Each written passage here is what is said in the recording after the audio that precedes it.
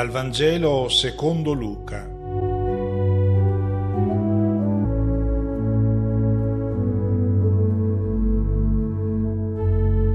Buona Pasqua a tutti. Oggi i cristiani che si assumono molteplici impegni nel campo sociale sono molto stimati e apprezzati. Ovunque lo sappiamo, ci sono delle situazioni di bisogno o di disagio, lì noi troviamo i cristiani, mossi dall'adesione alla proposta che il Maestro ha fatto nel Vangelo. Questa è un'immagine bella che la Chiesa sta dando di sé, ma non è esatta, è parziale. I preti e i cristiani sono orgogliosi di essere detentori della proposta di vita sublime fatta dal loro Maestro e non temono il confronto con nessun altro umanesimo. Pensiamo all'insegnamento delle beatitudini di Gesù, al suo comandamento dell'amore incondizionato anche al nemico, un amore gratuito. Gesù ha certamente toccato il vertice delle proposte morali. Non c'è nessun'altra proposta che sia stata fatta dai saggi nella storia che vada oltre quell'orizzonte che Gesù ha toccato. Più in là non si può andare. E molti, anche cristiani, possono essere tentati di ridurre la loro fede a questo insegnamento bellissimo lasciatoci da Gesù con la sua parola e con la sua vita. Infatti li sentiamo tanti cristiani che si adeguano a questo linguaggio che è impiegato anche dai non credenti. L'importante è fare del bene e poi essere battezzati o no è indifferente. Una religione vale l'altra. Ecco, proviamo a porci alcune domande. Il cristianesimo si esaurisce in una proposta morale sublime o c'è qualcosa d'altro? Il cristianesimo non dà alcuna risposta agli interrogativi più profondi, quelli più inquietanti che emergono quando noi ci ritagliamo qualche momento di silenzio. Non dà una risposta il cristianesimo a questi interrogativi, si limita soltanto a quel messaggio stupendo che è l'amore incondizionato. E un'altra domanda, il mondo in cui noi viviamo è l'unico che esiste? È quello in cui si conclude tutta la nostra storia, tutto il nostro destino? E allora la conseguenza sarebbe che oltre al ricordo non rimarrà poi nulla alla fine del bene che abbiamo fatto. Allora ci chiediamo, ma l'amore che ho ricevuto e che ho donato in questo mondo è destinato a scomparire insieme con me? Se la Chiesa non risponde a questi interrogativi, credo che anche tutta la sua proposta morale non starebbe in piedi per molto tempo. Difatti, se noi ci riflettiamo un momento, è quando ci viene in mente di fare qualcosa di bello, ma poi pensiamo che tutta la nostra opera finirà per non lasciare traccia, allora la tentazione di lasciar perdere è certamente molto forte. Saremo facilmente indotti ad accontentarci di quello che il momento presente ci offre e siamo indotti a non perdere l'occasione di goderci quelle gioie, quelle soddisfazioni anche immediate che la vita ci offre, ma costruire qualcosa di grande sapendo che poi alla fine non rimarrà nulla è un pensiero che ci scoraggia. Se la vita è solo quella biologica, ci chiediamo se valga la pena fare rinunce e interessarci degli altri. E siamo così giunti all'interrogativo dalla cui risposta dipende tutto il senso della nostra vita. E l'interrogativo è questo. Quel Gesù che ci ha lasciato i suoi meravigliosi insegnamenti è un vivente o è un morto? È vivo o è stato fagocitato da questo mondo materiale e ha lasciato dietro di sé solo un bel ricordo del suo passato nella storia? Perché soltanto se Gesù è vivo, la vita donata non va persa, ma ha un valore eterno. E tutta la nostra vita, se Lui è vivo, allora Lui aveva ragione e la sua proposta di vita ha un senso. E le gioie, i dolori, la gioventù, la vecchiaia e anche la morte acquistano tutta un'altra visione, un'altra prospettiva, un altro significato. Ecco allora, almeno nella Pasqua, sui volti dei cristiani che partecipano alla liturgia della Notte Santa, dovrebbe brillare la gioia di chi ha ricevuto la risposta a questo interrogativo. Gesù è vivo, la morte è stata vinta e non ci fa più paura perché il momento della morte è quello della nostra seconda nascita, quella definitiva. Sentiamo come è giunta a noi questa luce della Pasqua. Il primo giorno della settimana, al mattino presto, le donne vennero al sepolcro, portando con sé gli aromi che avevano preparato. Il brano evangelico inizia con un'indicazione del tempo. Era al mattino presto, sta sorgendo il sole e la luce di un nuovo giorno che illumina l'oscurità di una notte. Pare proprio l'indicazione di quella tenebra che ha avvolto l'umanità, che non ha mai trovato una risposta a questo interrogativo. Questo mondo è l'unico e quando si conclude la nostra vita noi scompariamo per sempre.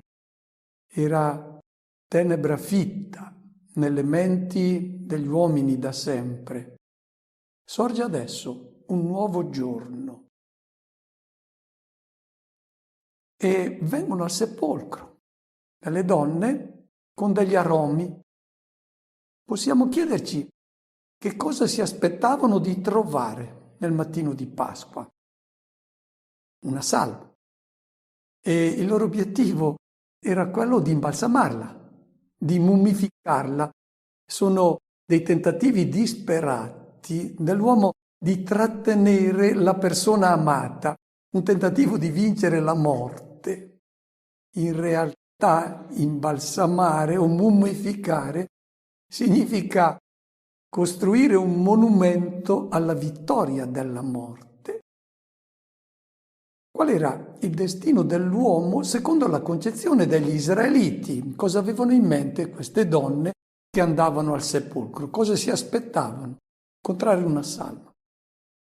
Quando noi leggiamo l'Antico Testamento, troviamo che fino a 2-3 secoli prima di Cristo, gli israeliti non avevano concezioni diverse dagli altri popoli dell'antico Medio Oriente e anche di tutto il mondo greco-romano. Facevano eccezione gli egiziani, che da sempre avevano creduto in una continuità della vita dell'uomo. Per gli israeliti morire, come per tutti i popoli, è una necessità naturale. E che cosa significava morire? Significava finire nel mondo dei morti, che era chiamato in diversi modi. Gli ebrei lo chiamavano Sheol, che viene probabilmente dal verbo sha'al, chiamare, dà proprio l'idea, quel sepolcro, quella grotta cavata nella roccia, nella quale collocavano poi la salma. Quando si osserva quella bocca, pare proprio che ci chiami e che ci attenda tutti. Il destino dell'umanità è entrare in quella grotta. Lo chiamavano Sheol, i greci lo chiamavano Ade, dal nome del dio che regnava nell'oltretomba insieme con Persefone. I latini, inferus, non inferno, inferi. Significa luogo che sta sotto la terra. Bene, questo mondo dei morti per tutti i popoli, eccetto per gli egiziani, era immaginato come caratterizzato dalle tenebre. I morti vivevano nella polvere come larve, come ombre, vagavano nel silenzio come zombie. Questa era la vita dell'oltretomba. L'uomo non scompariva completamente, ma non rimaneva una vita. Era una vita non vita. Ed è da tenere presente che secondo la concezione di tutti i popoli antichi, là andavano a finire tutti, i re, i mendicanti, i signori, gli schiavi, i vecchi e i giovani, i buoni e i cattivi. Non c'era nessun giudizio da parte di Dio sulla vita di ognuno, no. La vita là era uguale per tutti, nessun premio per i buoni e nessun castigo per i malvagi dopo la morte. Semmai la morte del malvagio, anche nella Bibbia lo troviamo, era vista con un certo compiacimento, non perché poi il malvagio venisse castigato, ma perché finalmente anche lui che si credeva un superuomo e che l'aveva fatta da padrone in questo mondo, adesso era arrivato a sperimentare il disfacimento di tutti gli altri.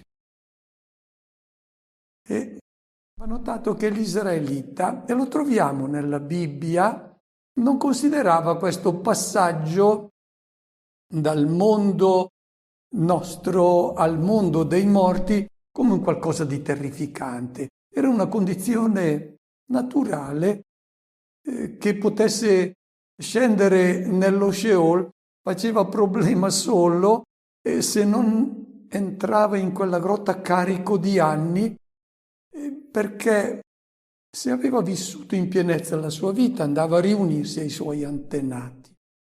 La Genesi infatti descrive così la morte di Abramo. Abramo spirò e morì felice nella propria canizie, vecchio, sazio di giorni, e si riunì ai suoi antenati. Naturalmente, come noi, gli ebrei amavano la vita e quando si avvicinava il pericolo di una morte prematura, cosa facevano? Penso che lo facciamo anche noi. Ricorriamo al Signore perché non ci lasci entrare così presto in quella grotta, ci lasci vivere in pienezza questa esistenza. Ci sono molti testi, molti salmi nella Bibbia in cui ci sono queste preghiere che possiamo fare nostre. Siracide, per esempio, al capitolo 51, quando dice, questo salmista, ero vicino alla morte, la mia vita era ormai arrivata alle porte dello Sheol. La porta dello Sheol è quella che vedete proprio sullo sfondo e non volevo entrare.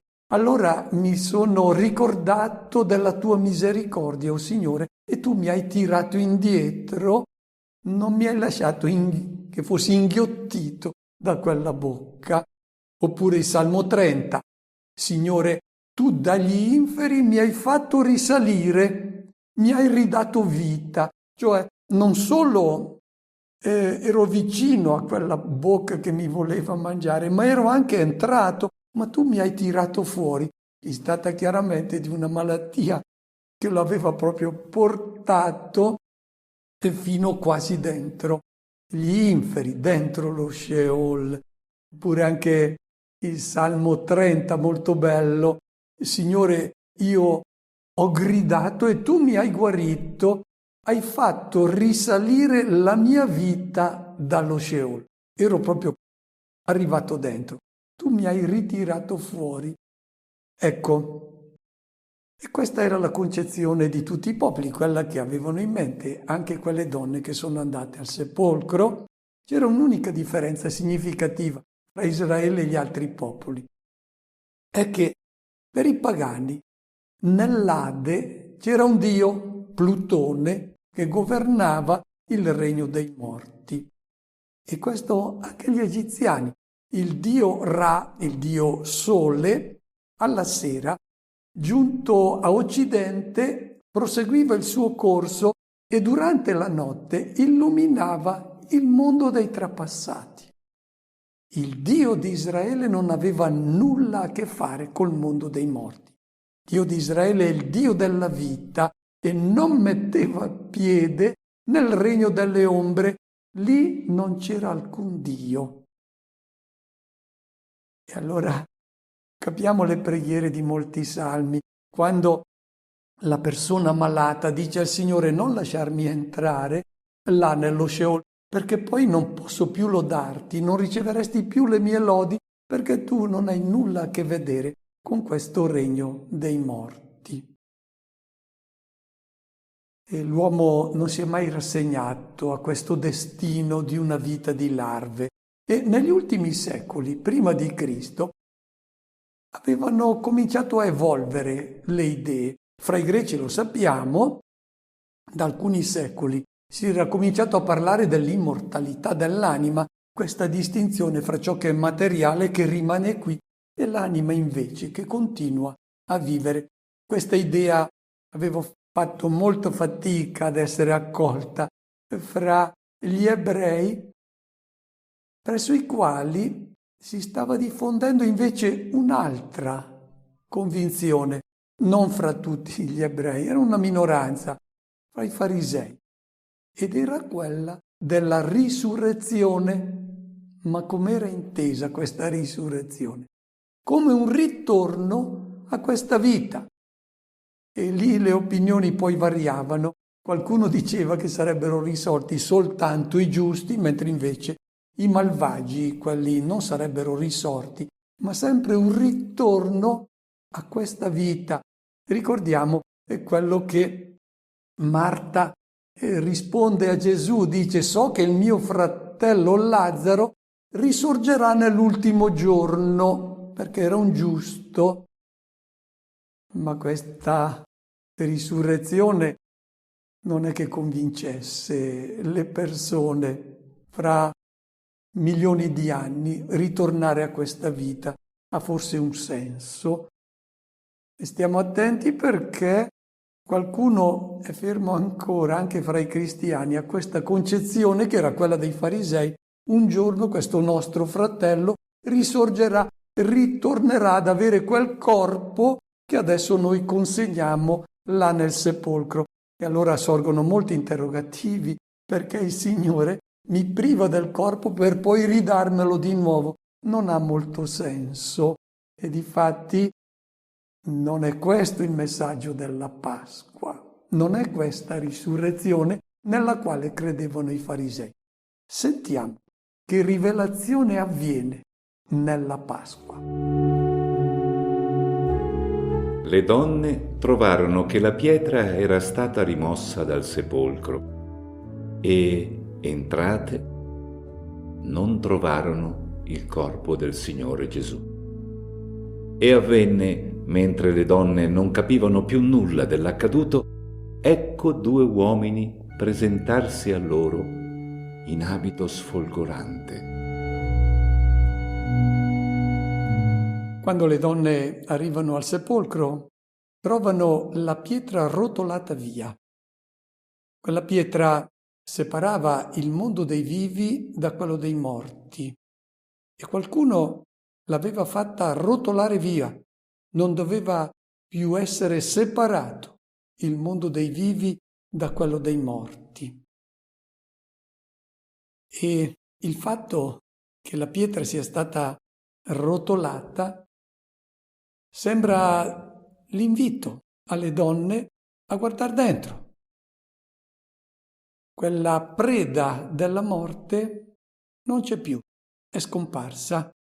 E difatti le donne, quando entrano, non trovano il corpo del Signore Gesù. Ecco l'enigma. Notiamo, l'assenza del corpo non è una prova della risurrezione. Lo stupore delle donne lo si comprende, non ha spiegazione.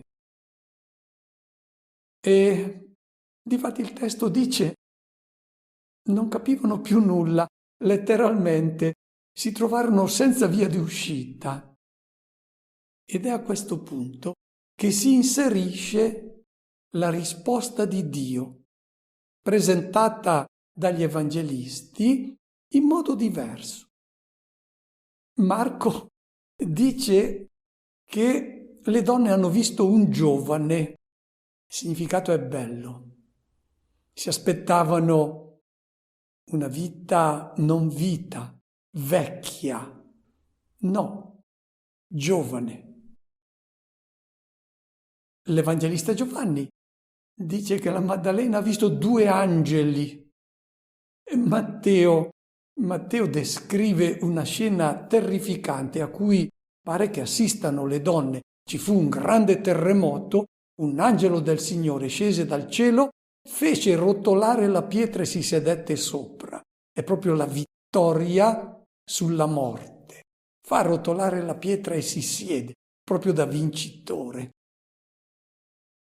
Queste discordanze sono preziose perché stanno a dimostrare che gli evangelisti non redigono una cronaca di fatti materiali verificabili, ma raccontano una rivelazione del cielo alle donne. Queste donne hanno fatto un'esperienza viva, ma come presentare con un linguaggio umano questa esperienza interiore di una luce che le donne hanno ricevuto dal cielo, quella che Gesù è vivo. Gli evangelisti avevano a loro disposizione soltanto le immagini bibliche: terremoto, la luce, colore bianco, l'angelo, la folgore, 2 uomini, le guardie. Dio ha inviato la sua luce per rischiarare nella mente di queste donne, nel cuore di queste donne, il mistero della morte. Il linguaggio letterario impiegato dai vari evangelisti è diverso, ma il messaggio è lo stesso.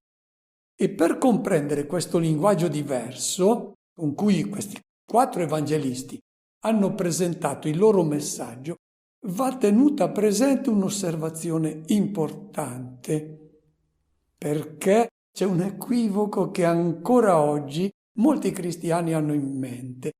Pensano che Gesù sia uscito dal sepolcro e tornato in questo mondo con il suo corpo materiale e quindi verificabile con i sensi.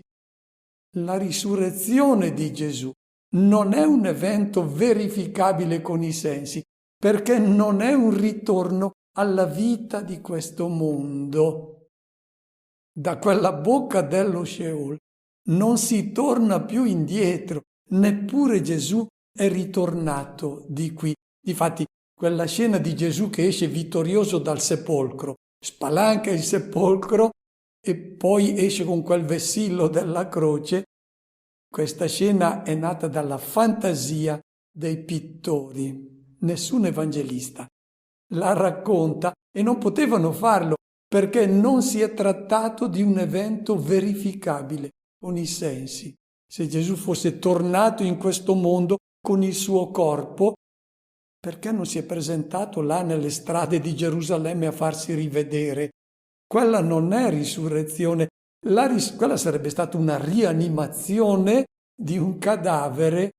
La risurrezione è un'altra realtà. È un evento che appartiene al mondo di Dio, sfugge ai sensi ed è per questo che lo raccontano con un linguaggio diverso. E noi, quando pensiamo alla risurrezione, dobbiamo immaginare 3 mondi. C'è il nostro mondo, quello in cui noi viviamo, poi c'è lo Sheol, il mondo dei morti, di cui abbiamo parlato prima, in quel mondo dei morti, proprio perché siamo uomini, dobbiamo entrare tutti. E non è un male, è il nostro destino. Chi torna indietro da quello Sheol, se riescono a riportarlo indietro, lo riportano in questo mondo. È una rianimazione e io posso verificare questo. Ma questa non è la risurrezione. Se ritornano in questo mondo, non è una vittoria sulla morte, è procrastinare la sconfitta, perché poi il mostro della morte torna a riprendersi la preda. Qual è la vera vittoria sulla morte? Qual è la risurrezione? Non è tornare di qui, è entrare nel mondo di Dio, quel terzo mondo a cui accennavo prima. Ecco, questa esperienza dell'ingresso del mondo di Dio può essere rivelata soltanto dalla luce del cielo e questa rivelazione ci è presentata con linguaggi diversi dai 4 evangelisti che non stanno facendo cronaca.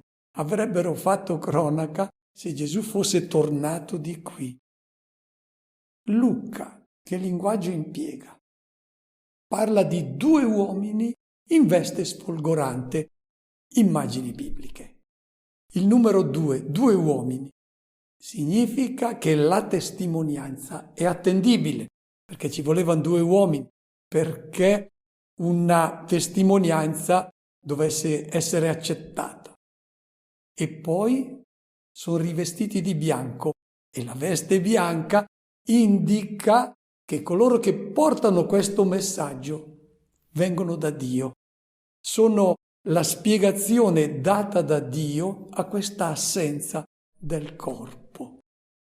Vediamo allora di comprendere il messaggio che viene da queste immagini dell'Evangelista Luca. Le donne, impaurite, tenevano il volto chinato a terra, ma quelli dissero loro: «Perché cercate tra i morti il vivo? Non è qui, è risorto. Ricordatevi come vi parlò quando era ancora in Galilea e diceva: bisogna che il figlio dell'uomo sia consegnato in mano ai peccatori, sia crocifisso e risorga il terzo giorno». Ed esse si ricordarono delle sue parole. L'Evangelista Luca nota il timore delle donne. Non è lo spavento, ma nel linguaggio biblico è l'esperienza che queste donne fanno di essere entrate nel mondo di Dio, in una luce che non è quella di questo mondo. E che cosa fanno? Abbassano lo sguardo a terra. Rappresentano la comunità che fa fatica a lasciarsi coinvolgere in questa luce. È la nostra esperienza.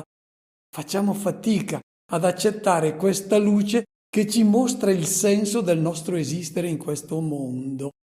Ci ripieghiamo sulle realtà che noi possiamo toccare, verificare, ma dobbiamo alzare lo sguardo. Invece le donne lo abbassano verso terra, sbagliano la direzione.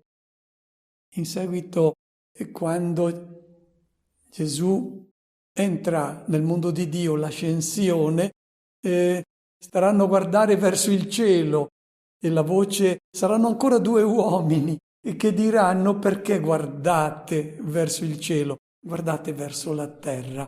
Adesso è stata consegnata a voi la missione del mondo nuovo da costruire, al quale Gesù ha dato inizio. Adesso voi lo dovete portare a compimento. Guardate verso la terra.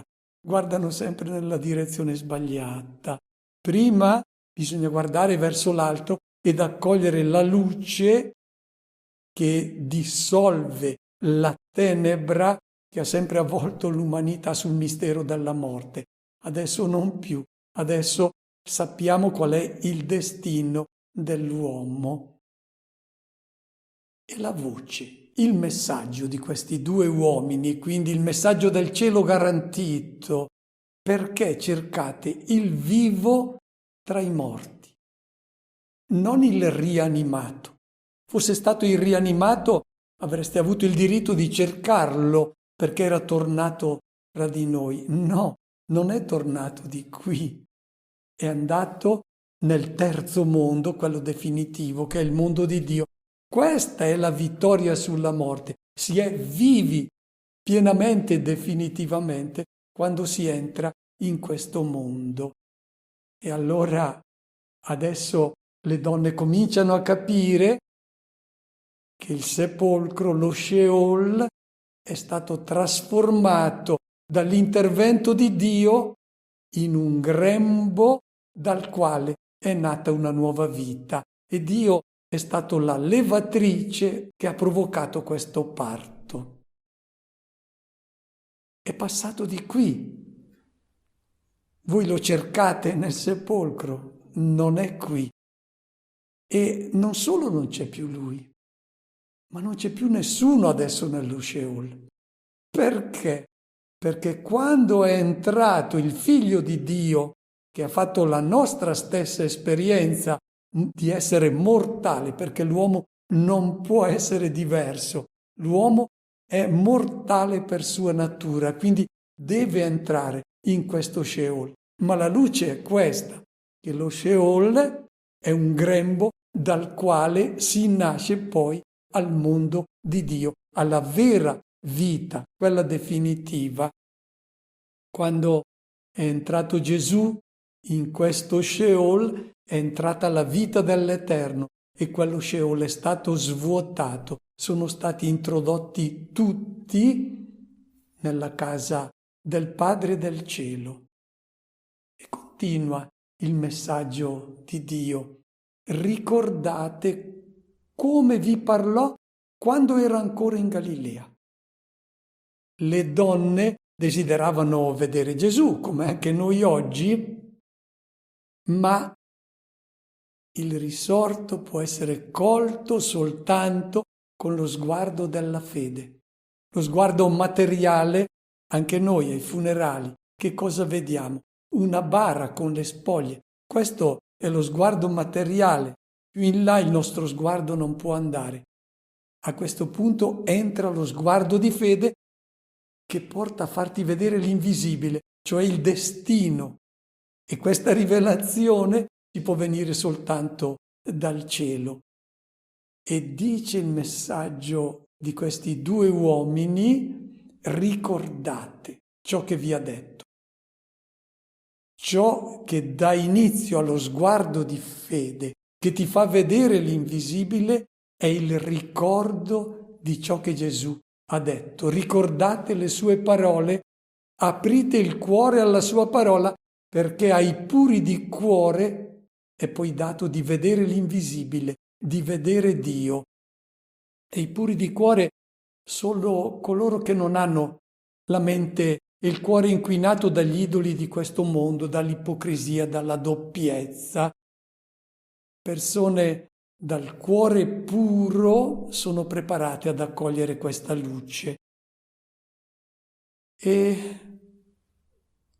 hanno ricordato quei due uomini ciò che Gesù aveva detto, che doveva essere consegnato nelle mani dei peccatori, essere crocifisso e risorgere il terzo giorno, entrare nella casa del Padre. E le donne si ricordarono delle sue parole.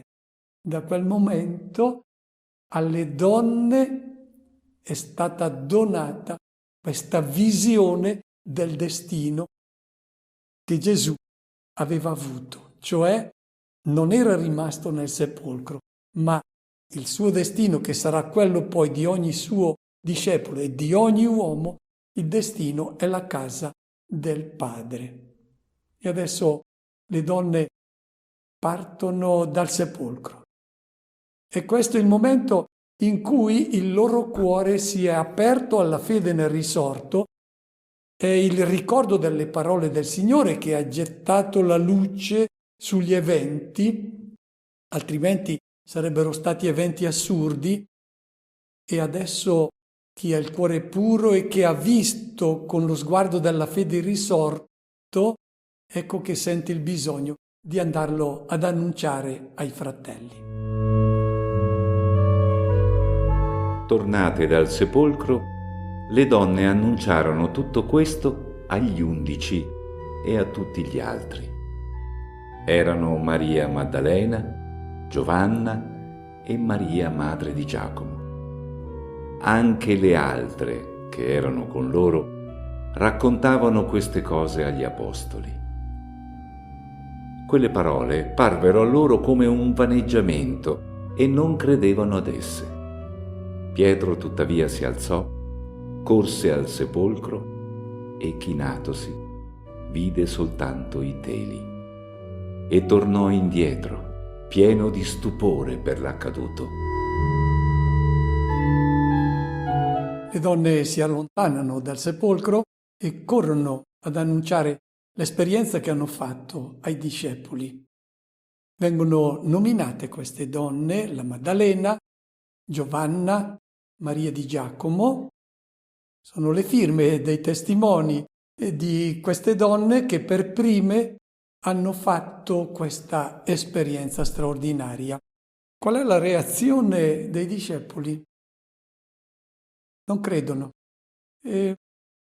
Viene impiegato qui un termine delirio.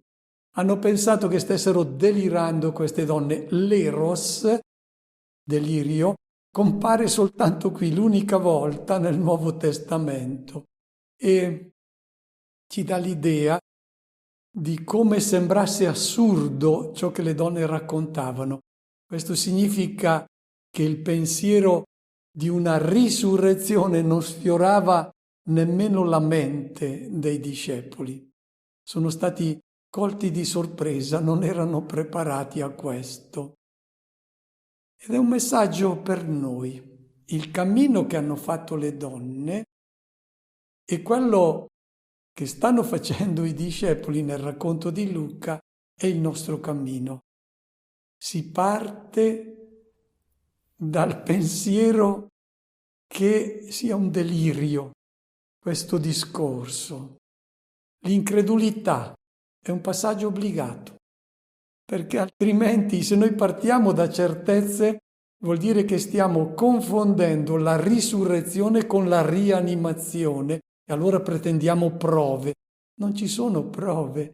Si tratta di ricordare le parole del Signore e lasciarsi avvolgere da questa luce, aprendo il nostro cuore che deve essere puro. E Pietro parte, si alza, corre al sepolcro e vuol dire che è alla ricerca, non si rassegna a non avere una risposta. E quando arriva al sepolcro si curva, vede soltanto le bende, vede i segni della morte e se ne andò meravigliandosi. Non crede, ma parte, non nega, inizia un cammino di ricerca di questa verità. Quando è che avrà la luce piena Pietro? Esattamente quando, come hanno fatto le donne, aprirà la sua mente alla comprensione delle scritture. È il cammino della fede che dobbiamo fare anche noi. Passa necessariamente dal dubbio, ma poi non si ripiega sulle realtà di questo mondo, continua ad accogliere e a ripensare alle parole del Maestro e questa luce ci dice, lui dice la verità, lui ha ragione. E allora, come gli apostoli, se noi ricordiamo le scritture, apriremo la mente a questa nuova luce che dà il senso a tutta la nostra vita. Auguro a tutti una buona Pasqua.